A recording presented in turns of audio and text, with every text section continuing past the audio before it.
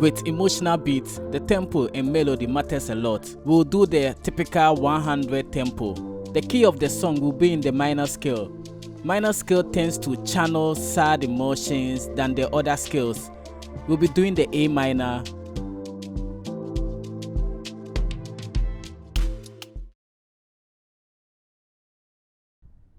starting with just one note to determine the rhythm of the progression. You can make use of the metronome for a more precise timing.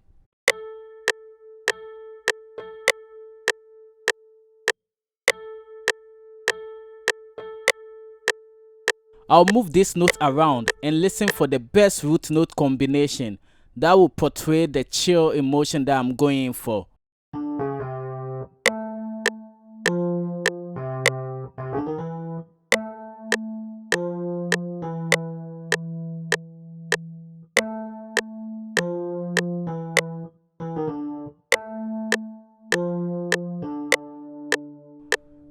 Alright, this will work. We will build basic major and minor tryouts.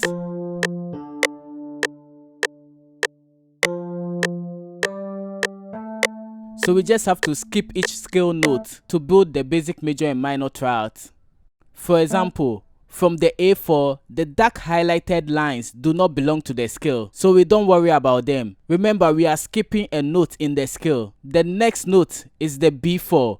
We skip that and select the C5. We skip another note in the scale. That will be the D5 and select the E5. That's our minor chord. Remember, chord contains 3 or more notes. So if you stack only 2 notes together, that's not a chord. For a more detailed lesson on the chords and chord progression, check out my earlier tutorials. I'll leave a link in the description below. Same procedure to build the other chords.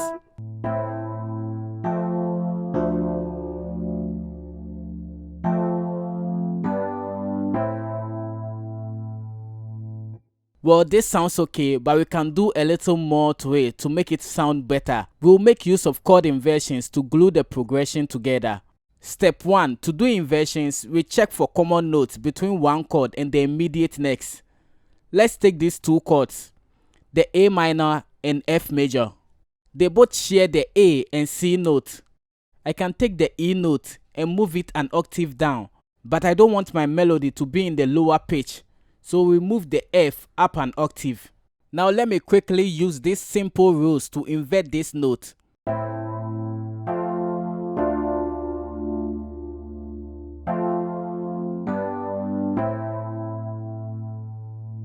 Now it sounds a lot more connected and married together than before. Step 2. Now we can voice these chords differently. We basically arrange these chords in a different way to vary its sounds. What I like to do here is move the middle note up an octave to make the chord open.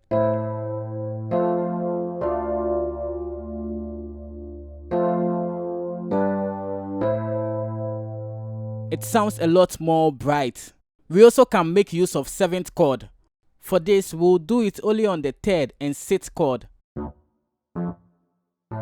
This is a basic D minor chord. If we skip another scale note and select one more note, that's the C4, we have made a D minor 7th.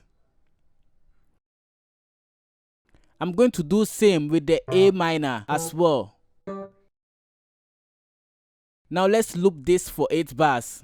Erase the 7th note to make the first 4 bars less more intense than the next. Adding variation to your melody is very important. Using this preset from the electric piano section in Expand 2, the plus 03 Atmo mark. Now we humanize it by doing Alt plus R to randomize the velocity, Alt plus S to strum notes, and finally Alt plus X to scale the level down.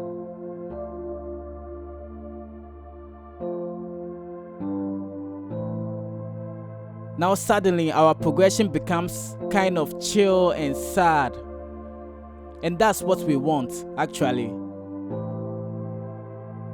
Now I'll layer with the preset ROM1A11E piano from Analog Lab 5. We just copy and paste.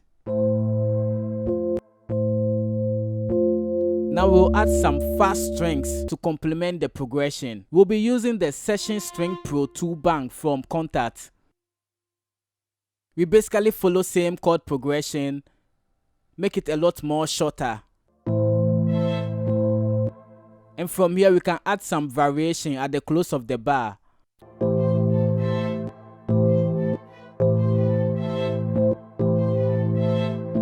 You see, melodies get boring real quick.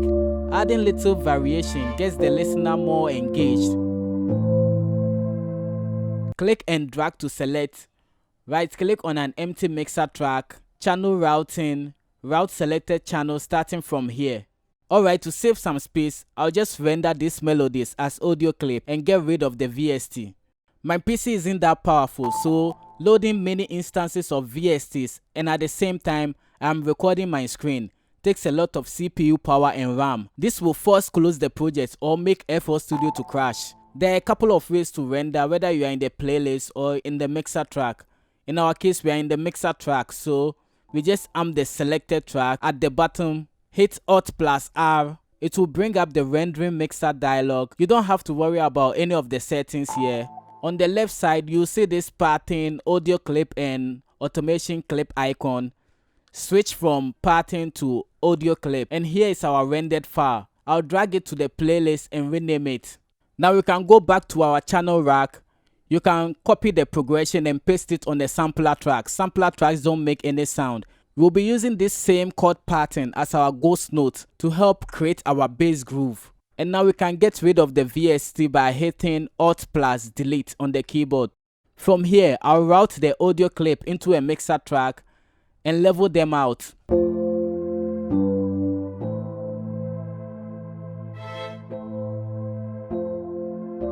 Now I'll add a vocal sample for it to be as a background texture.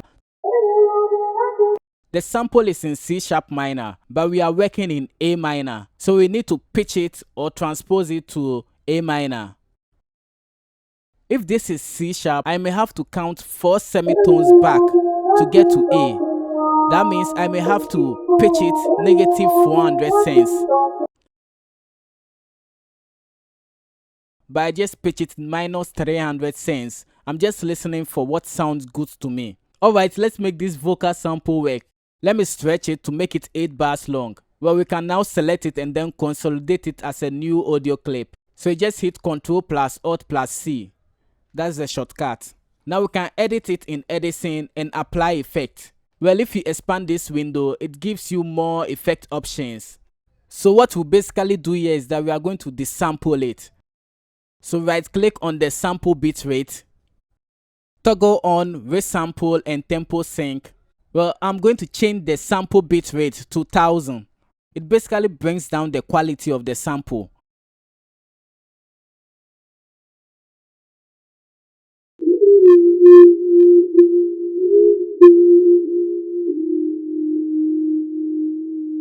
And I'm going to blur it some more with these two.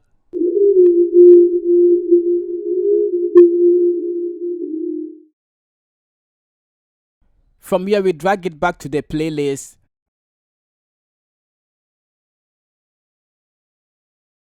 Mess around with the volume knob.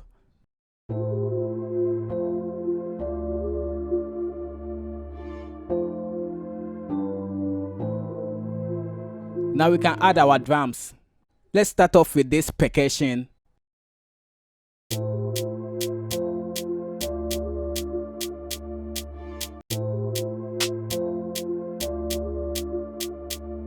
Add this amapiano soft kick.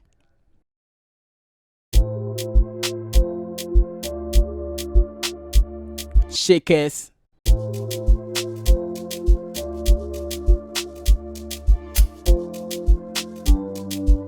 Well, it sounds good. We have a foundation to build upon this project.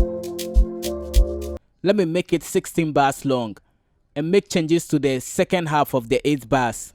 And to make it clear, I've already started with the song arrangement too. The first half of the 8 bars will be our intro. Now let's add more percussions to the drums on the verse. From here, it's just basically freestyling, adding percussion in a rhythmic way to complement the groove. Well, I'll be switching the kick for a more punchy one.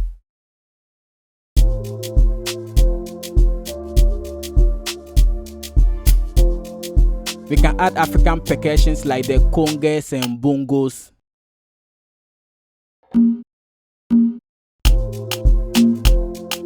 So this will be our drum groove.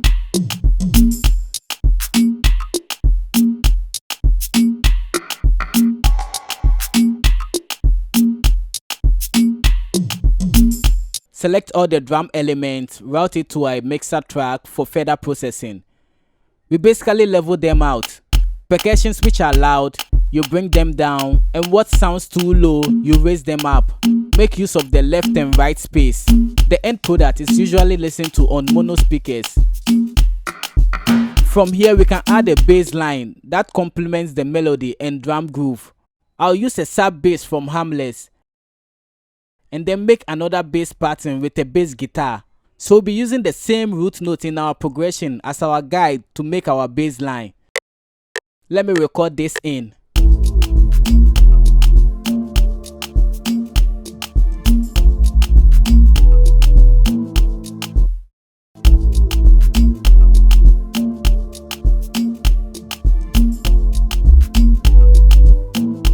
Well, that will be our bass line.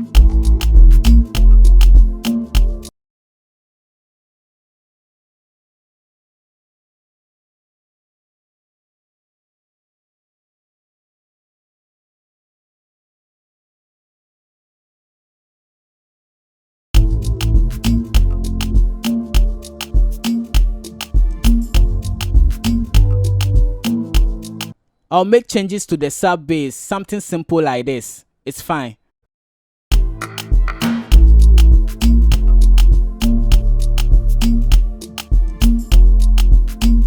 Like what I said earlier, melodies become repetitive quickly when it's the same pattern which is being looped. So I'll make changes to the next 8 bars of the bass.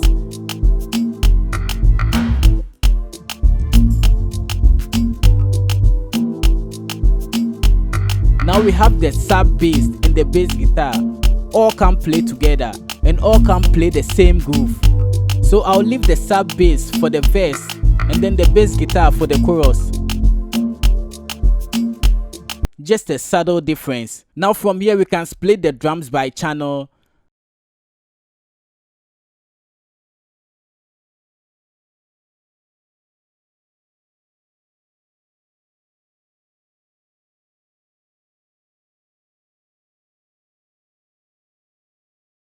So now we have 8 bars intro, 16 bars long verse, and a 16 bars chorus. We can do a little drum break before the chorus.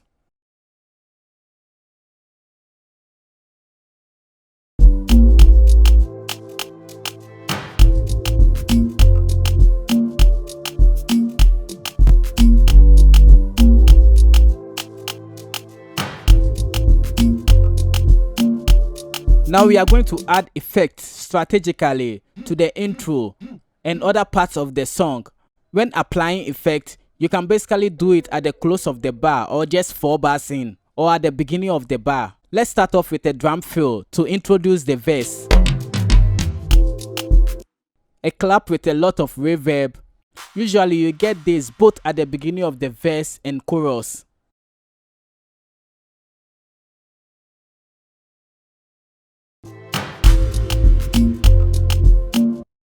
Now I'll just add samples, rises, evokes to make smooth transition. So with the intro, I'll add this at the beginning of the next 4 bars.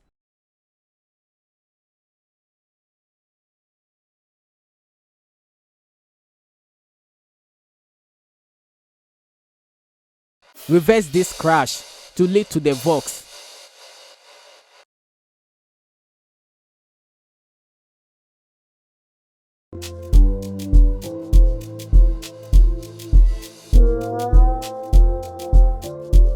You hear that? It just arouses that suspicion, like there's something ahead, there's something coming ahead.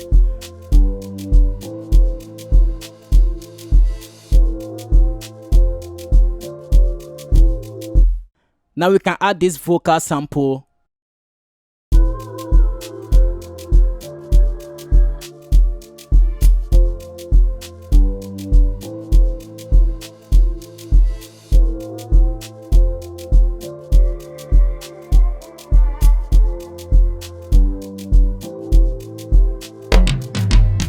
Alright, our intro is far way more interesting than before. You can also borrow samples like guitar loop, saxophone loop, and then slap it in there.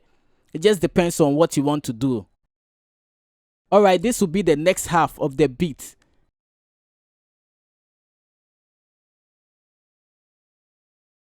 Let's give it a little drum break after the chorus, just 4 bars.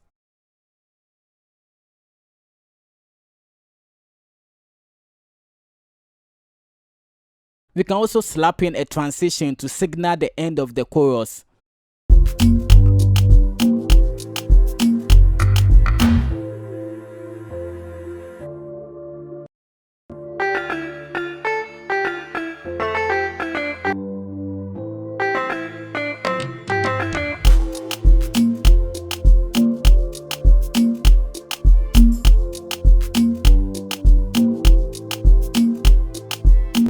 Well, what's left to do is to right click on the master fader, create an automation clip.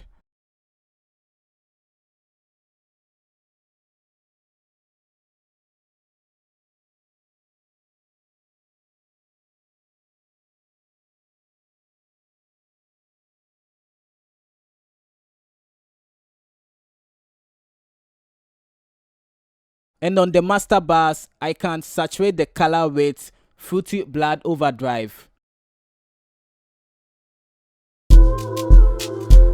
And to make it a lot more louder, we can use a limiter, but in this case, we'll use Fruity Multiband Compressor and use the preset Mastering 2.4 dB. It basically acts as a limiter as well.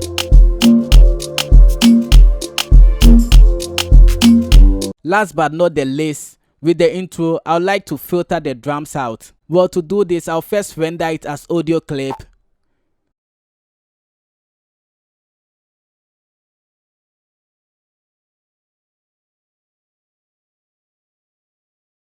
Insert an EQ, and from here I can do a high pass filter.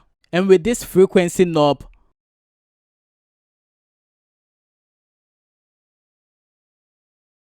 I'll right click, create an automation clip.